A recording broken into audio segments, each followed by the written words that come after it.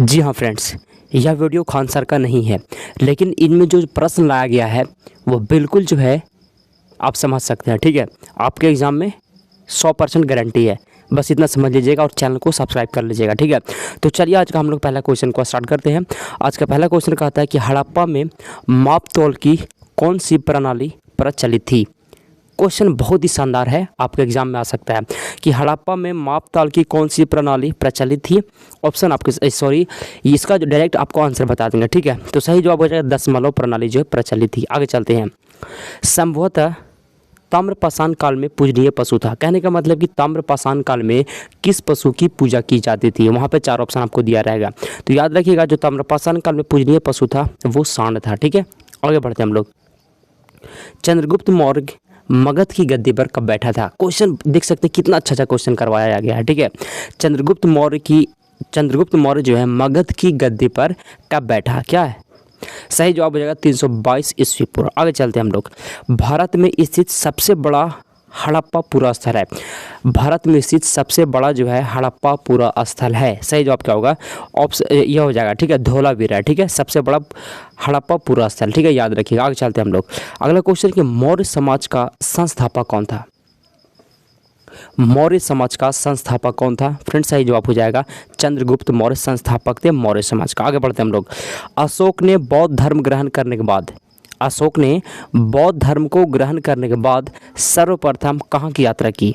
सही जवाब हो जाएगा बोध गया की। ठीक है, अशोक ने जब बौद्ध धर्म ग्रहण किए थे तो सब सर्वप्रथम जो उनकी यात्रा जो हुआ था वो बोध गया का हुआ था, याद रखिएगा। ठीक है, अगला क्वेश्चन है कि अंतिम मौर्य शासक कौन था। लास्ट जो मौर्य शासक थे वो कौन था।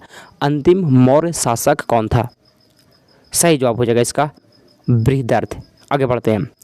वैष्णव धर्म का मुख्य केंद्र क्या था।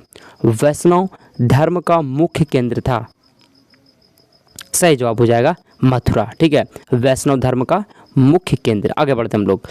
बौद्ध धर्म के संस्थापक कौन थे। जो बौद्ध धर्म थे उनके संस्थापक कौन थे, याद रखिएगा फ्रेंड्स, गौतम बुद्ध थे। ठीक है, आगे बढ़ते हैं हम लोग। अगला क्वेश्चन कि महमूद गजनवी के दरबार की राजभाषा क्या थी। महमूद गजनवी जो था उसके दरबार की राजभाषा क्या थी। सही जवाब हो जाएगा इसका फारसी। आगे बढ़ते हैं। सिकंदर लोदी ने अपनी राजधानी दिल्ली से कहाँ स्थानांतरित की थी।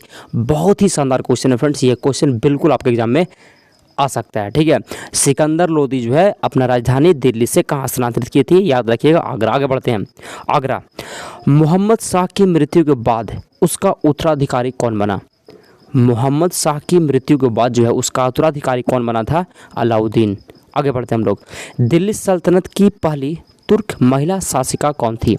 दिल्ली सल्तनत की पहली जो है तुर्क महिला शासिका कौन थी, रजिया सुल्तान। आगे बढ़ते हैं हम लोग।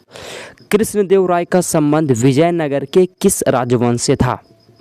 कृष्णदेव राय का जो संबंध है वो विजयनगर के किस राजवंश से था, तो तुलु वंश से था। क्या, तुलु वंश, याद रखिएगा। आगे बढ़ते हैं हम लोग। ठीक है, अगला क्वेश्चन क्या कहता है कि बाबर ने किस नाम से अपनी आत्मकथा लिखी। बाबर ने किस नाम से अपनी आत्मकथा लिखी। सही जवाब हो जाएगा बाबरनामा। ठीक है, और फायरमैन का फ्रेंड्स बिहार पुलिस फायरमैन जो है, अगर इसमें जो इस परीक्षा में अगर आप चाहते हैं कि जीके जीएस का एक भी क्वेश्चन ना छूटे तो प्लीज़ आपके लिए मैं बोल रहा हूँ फ्रेंड्स, चैनल को सब्सक्राइब कर लीजिए। वीडियो आपको हर रोज़ मिल रहा है, उसको देखिए। ज़्यादा लंबा वीडियो नहीं बनाते हैं, सोचते हैं कि कम समय में, ठीक है, आपका समय ज़्यादा ना ले और इसमें इंपॉर्टेंट क्वेश्चन को आपके लिए लाएँ। ठीक है, आगे बढ़ते हैं हम लोग। बाबर की मृत्यु के बाद उसके शव को कहाँ दफनाया गया। बाबर की मृत्यु के बाद उसके शव को कहाँ दफनाया गया। सही जवाब हो जाएगा आराम बाग में। ठीक है, आगे बढ़ते हैं हम लोग। ईस्ट इंडिया कंपनी के अधीन अंतिम गवर्नर जनरल कौन हुआ। ईस्ट इंडिया कंपनी के अधीन जो है अंतिम गवर्नर जनरल कौन हुआ, लॉर्ड विलियम बेंटिक। अगला क्वेश्चन है कि ईस्ट इंडिया कंपनी के अधीन बंगाल का अंतिम गवर्नर कौन था। बंगाल का अंतिम गवर्नर कौन था ईस्ट इंडिया कंपनी के अधीन। सही जवाब हो जाएगा वॉरेन हेस्टिंग्स। आगे बढ़ते हैं। स्वतंत्र भारत का प्रथम गवर्नर जनरल, स्वतंत्र भारत का प्रथम गवर्नर जनरल लॉर्ड माउंटबेटन। ठीक है, लॉर्ड माउंटबेटन फ्रेंड्स, याद रखिएगा। ठीक है, आगे बढ़ते हैं हम लोग। लॉर्ड माउंटबेटन कब से कब तक भारत के गवर्नर जनरल रहे? लॉर्ड माउंटबेटन जो थे वो कब से कब तक भारत के गवर्नर जनरल रहे? मार्च 1947 से जून 1948 तक। आगे बढ़ते हैं हम लोग, ठीक है। भारतीय राष्ट्रीय कांग्रेस की प्रथम महिला अध्यक्ष कौन थी? भारतीय राष्ट्रीय कांग्रेस की प्रथम महिला अध्यक्ष कौन थी? Annie Besant. आगे बढ़ते हैं हम लोग। किस तिथि को पूरे देश में खिलाफत दिवस मनाया गया था? किस तिथि को पूरे देश में खिलाफत दिवस मनाया गया था? 19 अक्टूबर 1919 ईस्वी को। आगे बढ़ते हैं हम लोग, याद रखिएगा इस डेट को। असहयोग आंदोलन में गांधी जी ने कौन सा नारा दिया था? असहयोग आंदोलन में गांधी जी ने कौन सा नारा दिया था? एक वर्ष में स्वराज। आगे बढ़ते हैं।